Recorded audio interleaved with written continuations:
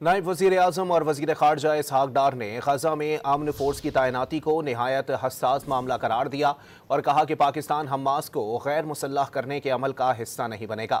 دفتر خارجہ میں سالانہ نیوز بریفنگ میں واضح کیا کہ پیس انفورسمنٹ نہیں، پیس کیپنگ چاہتے ہیں۔ بڑی سینسٹیو چیز ہے اور میں سمجھتا ہوں کہ اسی لیے ہم پیس کیپنگ کا لفظ یوز کرتے رہے ہیں، پیس انفورسمنٹ کا لفظ یوز نہیں کیا کبھی، وہاں بھی یہاں بھی، میٹنگ میں بھی، استنبول میں بھی اور نیو یارک میں بھی۔ I have made it very amply clear. Pakistan will be happy to join if the mandate is not peace enforcement and disarming, de-weaponizing Hamas.